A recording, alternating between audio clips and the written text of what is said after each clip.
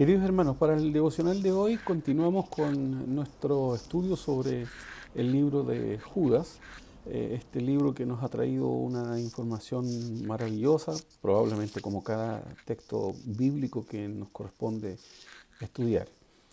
Dentro del desarrollo de lo que hasta ahora ya hemos hecho, hemos venido hablando sobre diversos ejemplos que Judas da para manifestar su preocupación por aquellos ciertos hombres que se han adentrado en la iglesia para producir daño y que enfrenta precisamente esta situación de apostasía en medio de la iglesia que se iniciaba dentro del primer siglo. Eh, y de lo último que vimos, que estaba en el versículo número 11 de este único capítulo del libro de Judas, eh, agrega tres nuevos ejemplos a otros ejemplos que ya venía dando desde antes para manifestar cuál era la actitud de estos hombres que procuraban hacer daño y mal a la iglesia y a lo que él llama estos tales hombres, estos ciertos hombres. El capítulo número 11, recordamos parte de ello, dice, hay de ellos porque han seguido el camino de Caín y se levantaron en el error de Balaam por recompensa y perecieron en la contradicción de Coré. Y nos menciona entonces aquí en este pasaje de la Escritura a tres personajes bíblicos del Antiguo Testamento, Caín, Balaam y Coré. Ya en oportunidades anteriores hablamos de Caín y hablamos de Balaam. Ahora nos corresponde entonces hablar de Coré, el tercer ejemplo en este versículo que nos entrega Judas. La rebelión de Coré, mencionan la rebelión de Coré y se refiere a un suceso que está establecido en las Escrituras en el capítulo número 16 del libro de Números. En esta circunstancia el pueblo está en el desierto y se produce una rebelión en contra de la autoridad de Moisés y de Aarón. Y esta viene de parte de Coré, un levita. Coré era de parte de la familia sacerdotal, sin embargo no era de la familia del sumo sacerdote. Eh, por lo tanto, él al parecer se sentía incómodo por la forma en que Moisés y Aarón eh, ordenaban las cosas que había que realizar y pusieron en tela de juicio la autoridad de ellos. Debido a esto entonces, la escritura dice en el versículo número 3 del capítulo número 16, dice, y se juntaron contra Moisés y Aarón y les dijeron, básteos porque toda la congregación, todos ellos son santos, y en medio de ellos está Jehová. ¿Por qué pues os levantáis vosotros sobre la congregación de Jehová? Bueno, a través de estas palabras, Coré y todos los que le siguieron, porque siempre que hay una persona que pone en tela de juicio la autoridad de aquellos quienes está establecido y aún en las cosas del Señor, siempre hay personas que están detrás de ellos para seguirlos. Coré y sus seguidores entonces resistieron esta autoridad que Dios le había otorgado a Moisés y a Aarón. Él se presenta delante de Moisés y a Aarón y les enrostra esto de como diciéndoles, ¿y quién los puso a ustedes por autoridad? Si ustedes tienen exactamente el mismo valor del valor que tienen todos los de la congregación. Por lo tanto, ¿por qué ustedes?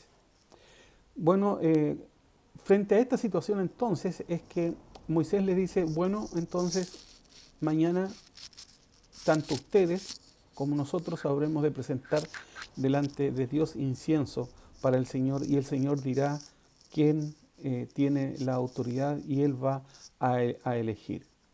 Y lo que ocurrió fue que se presentaron ellos, perdón, aunque estoy hablando de esta historia, ustedes no se saquen el contexto de su mente de que lo que estamos hablando aquí es sobre lo que presenta Judas. Y Judas, dentro de tres ejemplos, presenta la rebelión de Coré como falta de autoridad, falta de respeto a la autoridad que Dios había establecido, que en este caso eran, por cierto, los apóstoles y otras personas que estaban en autoridad y que estos ciertos hombres las ponían en tela de juicio. Entonces él dice que esto es muy representativo de lo que había ocurrido en el Antiguo Testamento con Coré. Y el asunto es que Moisés declara esto y al otro día se presentan, y cuando se presentan delante de Dios con el incienso para ofrecerlo, Dios le habla a Moisés y le pide que se retire hacia atrás de esto. Y cuando Moisés se retira, la verdad es que tanto Coré como sus seguidores fueron consumidos por el Señor.